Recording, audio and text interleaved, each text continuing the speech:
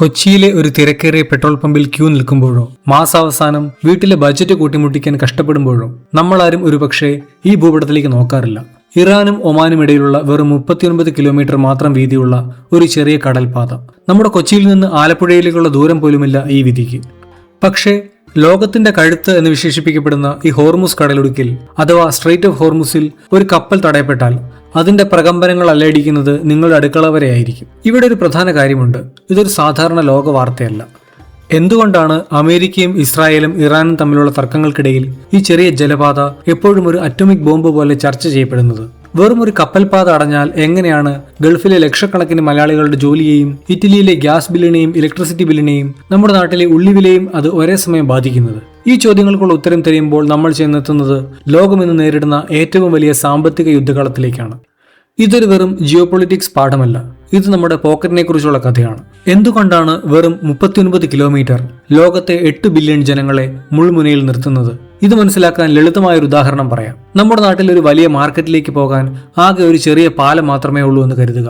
ആ മാർക്കറ്റിലേക്കുള്ള എല്ലാ സാധനങ്ങളും ഈ പാലത്തിലൂടെ വേണം വരാൻ. ആ പാലത്തിൽ ഒരു വണ്ടി ബ്രേക്ക് ഡൗൺ ആയാൽ അല്ലെങ്കിൽ ആരെങ്കിലും ആ പാലം തടഞ്ഞാൽ എന്ത് സംഭവിക്കും?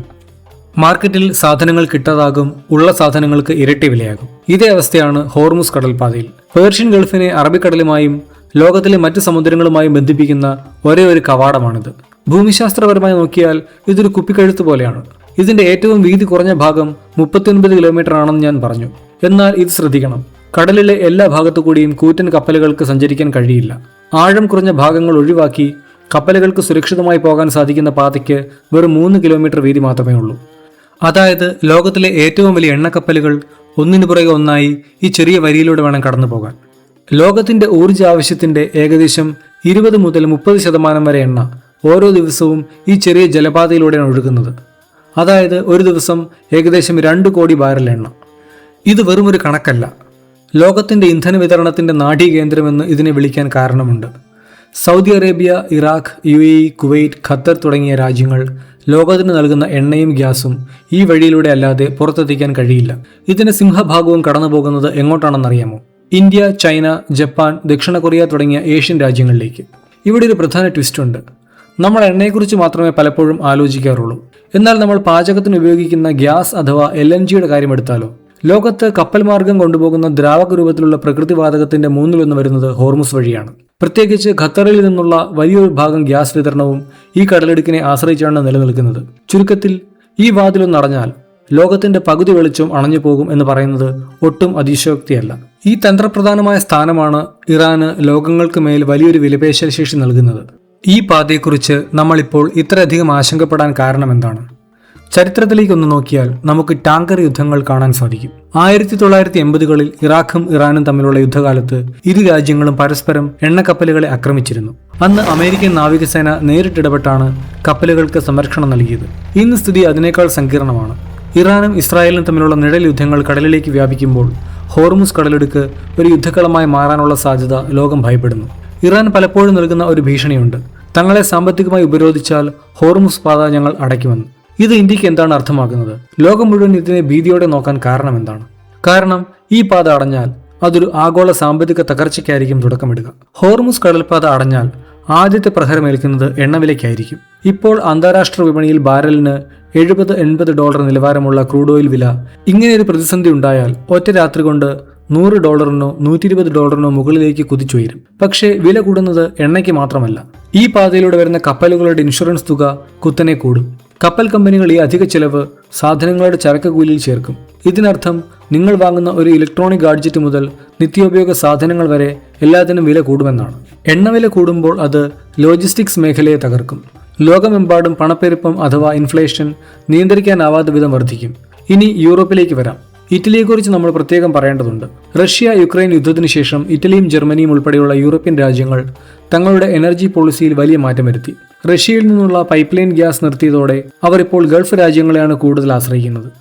ഇറ്റലിയുടെ എക്കോണമി ഇന്ന് നിലനിൽക്കുന്നത് ഖത്തറിൽ നിന്നും UAEയിൽ നിന്നും വരുന്ന LNG കപ്പലുകളിലാണ്. ഹോർമുസ് കടലിടുക്കിൽ ഒരു തടസ്സമുണ്ടായാൽ ഇറ്റലിയിലെ ഗ്യാസ് വിതരണം നിലയ്ക്കും. ഇതിനർത്ഥം ഇവിടെയുള്ള ഫാക്ടറികളുടെ പ്രവർത്തനത്തെ ബാധിക്കും, ജനങ്ങളുടെ ഇലക്ട്രിസിറ്റി ബില്ലുകൾ താങ്ങാൻ കഴിയാത്ത വിധം വർദ്ധിക്കും എന്നാണ്. ഇറ്റലിയിൽ ജോലി ചെയ്യുന്ന ആയിരക്കണക്കിന് മലയാളികൾ ഉണ്ടെന്ന കാര്യം നമ്മൾ മറക്കരുത്.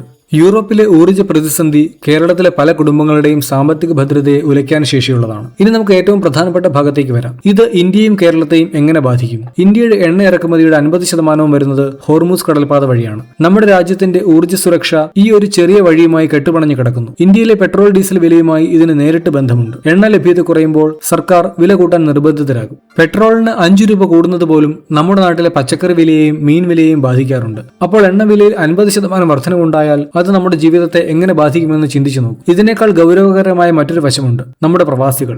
കേരളത്തിന്റെ GDPയുടെ ഏകദേശം 25% വരുന്നത് പ്രവാസി പണത്തിലൂടെയാണ്. ഗൾഫിലെ എണ്ണ ഉൽപാദനത്തെയോ കയറ്റുമതിയെയോ ബാധിക്കുന്ന ഏതൊരു ചലനവും അവിടുത്തെ തൊഴിൽ വിപണിയെ മരവിപ്പിക്കും. യുദ്ധസമാനമായ സാഹചര്യം ഉണ്ടായാൽ അത് പുതിയ തൊഴിലവസരങ്ങൾ ഇല്ലാതാക്കുക മാത്രമല്ല, നിലവിലുള്ളവയുടെ സുരക്ഷയും വരുമാനത്തെയും ബാധിക്കും. ഗൾഫിൽ എണ്ണവില കൂടുമ്പോൾ ആ രാജ്യങ്ങളുടെ വരുമാനം കൂടുമെന്നത് ശരിയാണ്. പക്ഷേ സംഘർഷം മൂലം കയറ്റുമതി തടസ്സപ്പെട്ടാൽ ആ വരുമാനം കൊണ്ട് പ്രയോജനമില്ലാതാകും. Plan B. എന്തുകൊണ്ട് നമുക്ക് മറ്റൊരു വഴിയിലൂടെ എണ്ണ കൊണ്ടുപോയി കൂടാ? പലരും ചോദിക്കുന്ന ചോദ്യമാണിത്. സൗദി അറേബ്യയ്ക്കും UAEക്കും ഹോർമുസ് ഒഴിവാക്കി എണ്ണ കൊണ്ടുപോകാൻ പൈപ്പ് ലൈനുകൾ നിലവിലുണ്ട്. ഉദാഹരണത്തിന് സൗദിയുടെ ഈസ്റ്റ് വെസ്റ്റ് പൈപ്പ് ലൈൻ. പക്ഷേ ഇവിടെയാണ് യാഥാർത്ഥ്യം ഒളിഞ്ഞിരിക്കുന്നത്. ഈ പൈപ്പ് ലൈനുകളുടെ ആകെ ശേഷി എന്ന് പറയുന്നത് ഹോർമുസ് വഴി പോകുന്ന എണ്ണയുടെ വെറും 20 മുതൽ 25% വരെ മാത്രമാണ്. അതായത് ഹോർമുസ് അടഞ്ഞാൽ ബാക്കി 75% എണ്ണയും ലോകത്തിന് കിട്ടില്ല. ആ വിടവ് നികത്താൻ മറ്റൊരു വഴിയുമില്ല. അതുകൊണ്ട് തന്നെയാണ് ലോകരാജ്യങ്ങൾ ഹോർമുസിൽ ഒരു സംഘർഷം ഉണ്ടാകാതിരിക്കാൻ ഇത്രയധികം ജാഗ്രത പാലിക്കുന്നത്. ഇന്ത്യ ഇപ്പോൾ ചെയ്യുന്നത് എന്താണെന്നറിയാമോ? നമ്മൾ റഷ്യയിൽ നിന്നും ആഫ്രിക്കൻ രാജ്യങ്ങളിൽ നിന്നും കൂടുതൽ എണ്ണ വാങ്ങാൻ ശ്രമിക്കുന്നുണ്ട്. കൂടാതെ അടിയന്തര സാഹചര്യങ്ങൾ നേരിടാൻ നമ്മൾ സ്ട്രാറ്റജിക് പെട്രോളിയം റിസർവുകൾ നിർമ്മിച്ചിട്ടുണ്ട്. പക്ഷേ ഒരു ദീർഘകാല പ്രതിസന്ധി വന്നാൽ ഇതൊന്നും മതിയാകില്ല എന്നതാണ് സത്യം. ഹോർമുസ് കടൽപാത വെറുമൊരു ഭൂപടത്തിലെ വരയല്ല, അത് ആഗോള സമ്പദ് വ്യവസ്ഥയുടെ ജീവനാഡിയാണ്. വിദഗ്ധർ പറയുന്നത് ഹോർമുസ് പാത പൂർണ്ണമായും അടയ്ക്കാനുള്ള സാധ്യത കുറവാണെന്നാണ്. കാരണം ഈ പാത അടഞ്ഞാൽ അത് ഇറാന്റെ സ്വന്തം സമ്പദ് വ്യവസ്ഥയെ തകർക്കും. ലോകം ഇന്ന് പരസ്പരം അത്രയധികം ബന്ധപ്പെട്ട് കിടക്കുന്നു. പക്ഷേ ഈ വിഷയം നമുക്ക് നൽകുന്ന വലിയൊരു പാഠമുണ്ട്. പെട്രോളിനും ഗ്യാസിനും വേണ്ടി നമ്മൾ ഒരു ചെറിയ കടൽപാതയെയും ചില രാജ്യങ്ങളെയും ഇത്രയധികം ആശ്രയിക്കുന്നത് എത്രത്തോളം അപകടകരമാണ് എന്നതാണത്. അതുകൊണ്ട് തന്നെയാണ് സോളാർ ഊർജ്ജത്തിലേക്കും ഇലക്ട്രിക് വാഹനങ്ങളിലേക്കും മാറാൻ ലോകം ഇത്രയധികം തിടുക്കം കൂട്ടുന്നത്. നമ്മുടെ ഊർജ്ജ സ്വയം പര്യാപ്തതയാണ് ഇത്തരം അന്താരാഷ്ട്ര പ്രതിസന്ധികൾക്കുള്ള ഏക ശാശ്വത പരിഹാരം. Welcome to Learn and Live It, where learning meets life, and every day brings something new.